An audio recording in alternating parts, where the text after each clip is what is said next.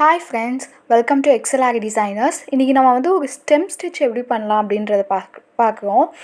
இப்போ இதில் பார்த்தீங்கன்னா தெரியும், இந்த மாதிரி க்ராஸாக வருதுல்ல. ஸோ இது மோஸ்ட்லி நம்ம வந்து கொடி டிசைனுக்குலாம் வந்து நம்ம யூஸ் பண்ணுவோம்.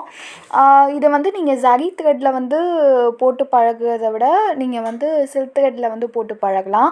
ப்ளஸ் வந்து ஜர்தோசியில் இந்த மாதிரி ஸ்டெம் ஸ்டிச் போடும்போது இன்னும் சூப்பராக இருக்கும். நம்ம கொடி டிசைனுக்குலாம் வந்து இதை தான் வந்து நம்ம யூஸ் பண்ணுவோம். இந்த ஸ்டிச்சு ஜிக்ஸாகு இதெல்லாம் பார்க்க வந்து ரொம்ப அட்ராக்டிவாக இருக்கும்.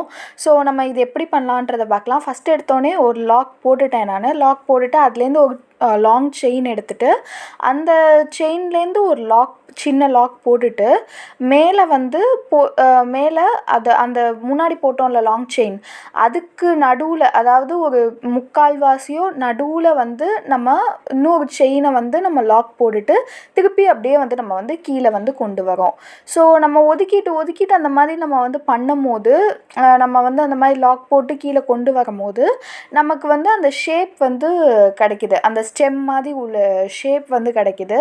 ஸோ தட் நம்ம அந்த வளைவுகள்லாம் வந்து நம்ம ஒரு ஷேப்பு, கொடி ஷேப் இந்த மாதிரிலாம் போடும் போது நமக்கு வந்து நல்லா அழகாக இருக்கும் இந்த ஸ்டெம் ஸ்டிச்சில்.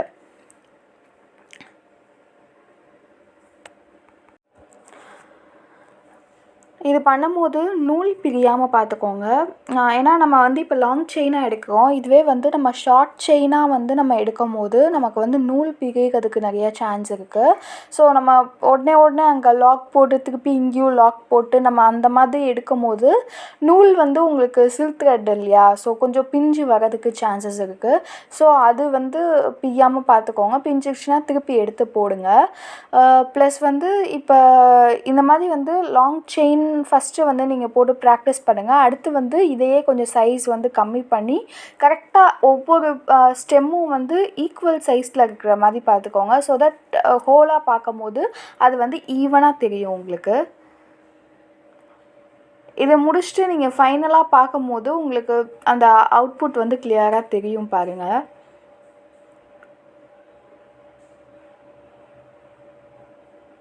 லாக் போடுறோம். லாக் போட்டுட்டு இப்போ கீழே வந்து திருப்பி அந்த த்ரெட்டை இழுத்துட்டு திருப்பி கீழே ஒரு லாக்கு, அதே மாதிரி மேலே கொண்டு போகிறோம்.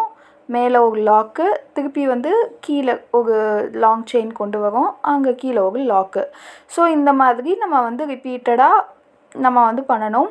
ப்ளஸ் அந்த ஸ்டெம்மை வந்து ரொம்ப இந்த சைடு போயிடாமல் அந்த இதை ஒட்டியே இருக்கணும்.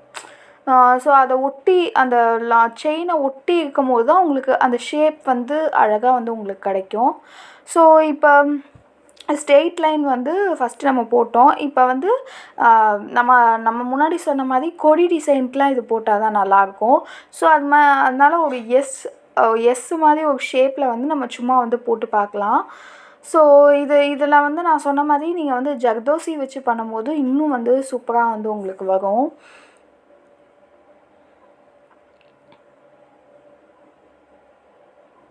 ஸோ இதை வந்து நீங்கள் குட்டி குட்டியாக பண்ணும்போது உங்களுக்கு அவுட்கம் வந்து சூப்பராக இருக்கும்.